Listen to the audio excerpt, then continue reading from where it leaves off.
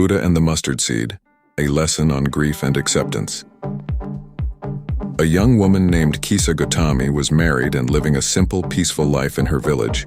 One day her world was shattered when her only son, just a toddler, suddenly fell ill and died. Overwhelmed by grief, Kisa refused to believe that her son was truly gone. She carried his lifeless body in her arms and wandered through the streets, desperately seeking help to bring her child back to life.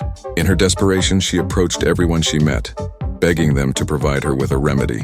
People pitied her but knew there was nothing they could do to bring the child back.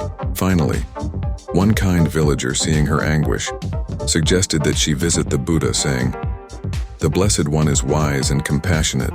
Perhaps he can help you." With a flicker of hope in her heart, Kisa Gotami went to the Buddha. She fell at his feet weeping and pleaded, "Please, Lord, bring my son back to life.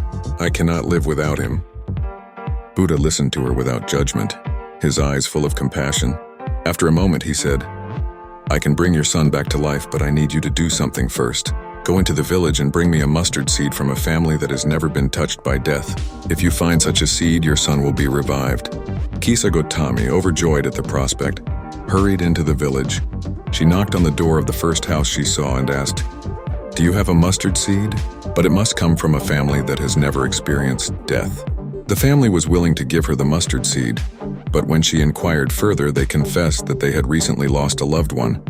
Disappointed but undeterred, Kisa moved on to the next house. Again, she asked for a mustard seed from a family untouched by death.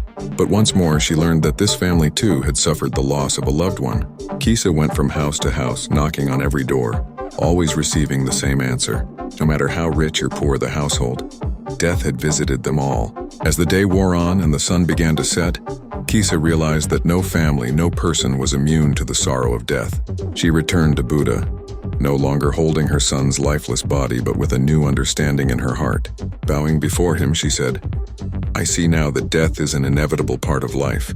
No one can escape it. My grief is no different from that of any other person."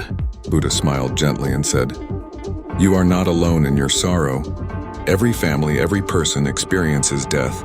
Understanding this brings wisdom, and wisdom brings peace.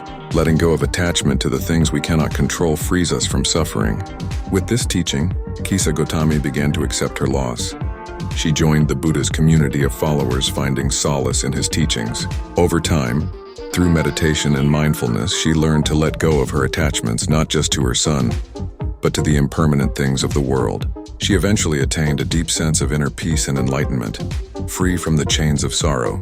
Moral of the story. This story teaches that suffering and loss are universal.